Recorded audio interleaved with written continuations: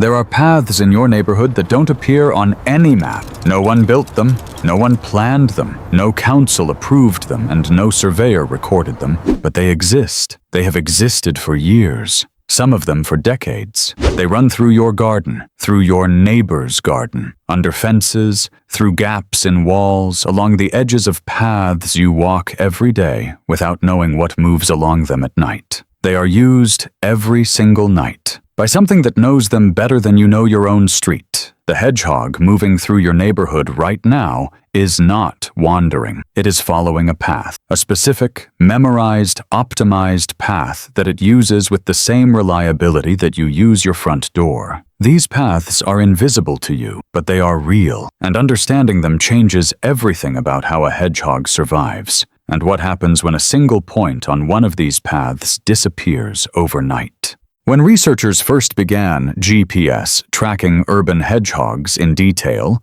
they expected broad movement zones or loose territorial ranges. Instead, they found something far more precise: narrow, consistent lines of movement repeated across nights with striking accuracy. The same approach angles to the same fence gaps, the same crossings through the same gardens, the same exit points, night after night, often with less than half a meter of variation. These are not physical paths in the landscape. The grass is not worn, and the soil shows no trace. They exist instead as behavioral memory, routes built from experience, reinforced through repetition, and optimized over time between reliable resources. They form a second map layered over the human one, invisible and parallel, passing through the same spaces for entirely different purposes. Your garden contains routes you will never see. A hedgehog path begins with exploration. A juvenile moving through new territory does not yet have efficient routes.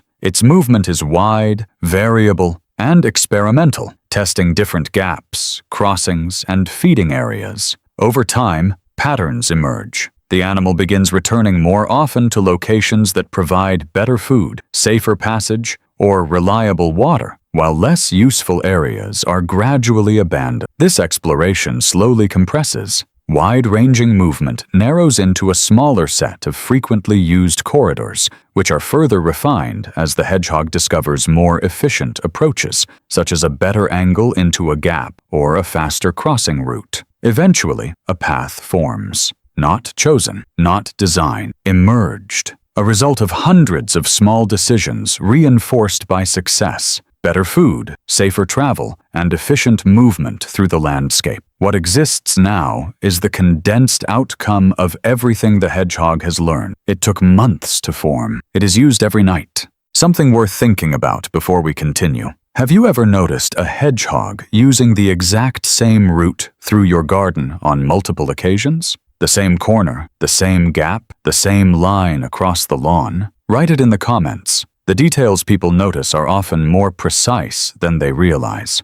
The most critical component of any hedgehog path is the gap. Gaps are the nodes of the root network. Every path depends on them, and without gaps in fences, walls, or gates, the network cannot function. A hedgehog gap is typically around 13 by 13 centimeters at ground level, the minimum size for an adult to pass comfortably. Smaller openings may be usable by juveniles or smaller individuals, but become impassable for larger hedgehogs. What makes this remarkable is the precision of use. Hedgehogs do not approach gaps loosely or randomly. They approach them exactly. Tracking data shows consistent approach angles, repeated crossing lines through gardens, and stable exit trajectories on the far side. A gap is not just an opening in a fence. It is a precise waypoint in a memorized route. When a gap disappears, when a fence is repaired, a panel installed, or a base sealed, the route does not simply adjust. It breaks.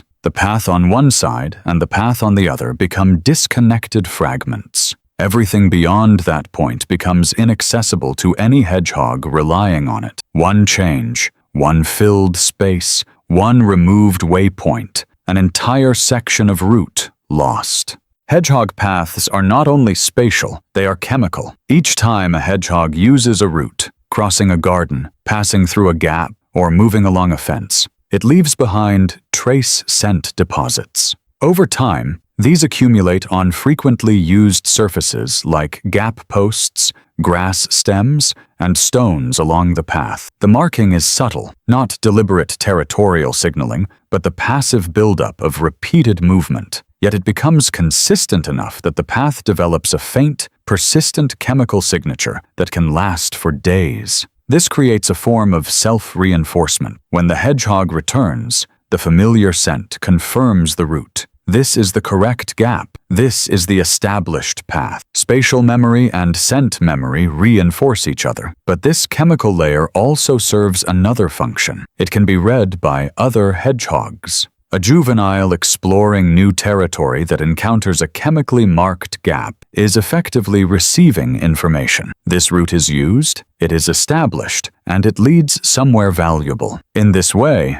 established paths guide new exploration. The network effectively teaches itself. Step back from the individual path and look at the neighborhood. Every hedgehog in a connected suburban area maintains its own network of routes. Its own gaps, crossings, garden stops, and transit corridors, along with its own scent layer across those spaces. But these networks are not isolated. They overlap, intersect, and share key waypoints. A gap in your fence may be used by more than one hedgehog. A stream bank corridor may serve animals coming from different directions at different times. At the neighborhood scale, these individual routes combine into something larger, an actual, functional movement network running through connected gardens and green spaces. Tracking studies show that in well-connected urban areas, where gardens are linked by usable gaps,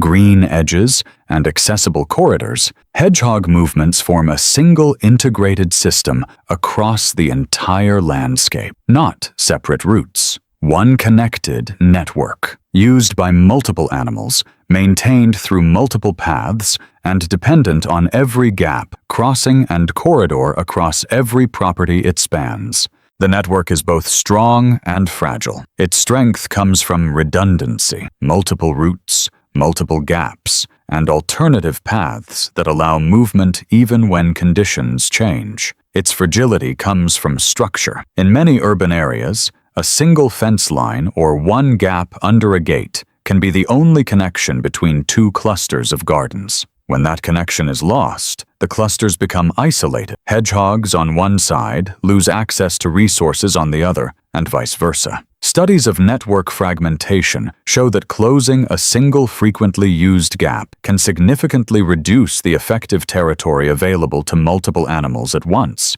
Not just one garden, but their entire nightly range. In some cases, the usable area is reduced by more than half. This is why the idea of hedgehog highways matters, not as symbolism, but as physical infrastructure. A small gap in a fence is not an aesthetic choice. It is the restoration of a network node and the reconnection of a broken path that animals depend on. Do you know whether your garden is actually connected to your neighbor's gardens? Whether there are usable gaps in shared boundaries that a hedgehog could pass through? Have you ever considered it before today? Write your thoughts in the comments. If you have created or plan to create a gap, I would be interested to hear that as well. Some hedgehog paths are old, not old in the sense that one animal has used them for years. The average urban hedgehog lifespan of 3 to 5 years limits individual path tenure. Old in the sense that the same route has been used by successive generations of hedgehogs. When a hedgehog dies or disperses and its territory becomes available, juvenile hedgehogs exploring the area encounter the chemically marked infrastructure of the previous occupant. The gaps with their accumulated scent traces, the crossing points with their faint chemical confirmation signals. These guide the establishment of the new animal's routes. Not perfectly, not identically. The new animal explores, finds some routes unproductive, develops its own variations. But the core infrastructure, the gaps, the major crossings, the transit corridors, tends to persist in use because the factors that made them useful to the previous animal make them useful to the next one. The gap is in the best location because the fence layout makes it the best location. This does not change when the occupant does. A gap used for 15 years by successive hedgehogs carries the scent traces of many animals. It is a piece of infrastructure with a history, and when it is filled,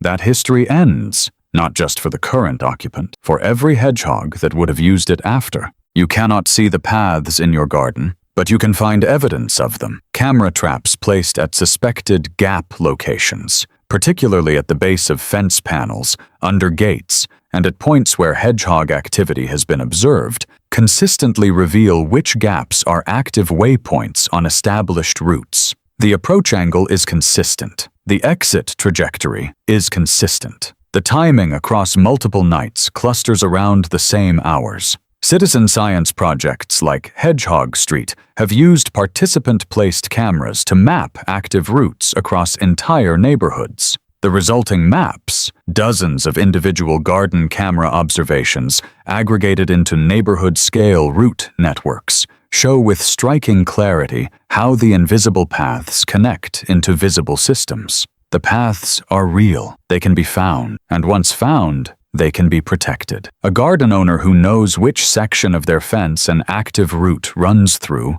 can make a simple decision. Do not repair that section in a way that closes the gap. Or if the fence must be replaced, cut a gap at the same location in the new one. The path continues. The network holds. One small decision, one preserved waypoint. The difference between a route that persists and one that breaks. The secret paths running through your neighborhood tonight are not metaphors. They are real routes. Memorized precisely, used consistently, chemically maintained, connected into a network that spans multiple properties and serves multiple animals. They run under your fence, across your lawn, along the edge of your path. You have walked past them thousands of times. Tonight, while you sleep, something is using them, moving along the exact line it has moved along hundreds of times before. Through the gap, it knows precisely. Across the garden, it has mapped completely toward the resources it depends on. The paths exist because the landscape allows them to, because somewhere along the route,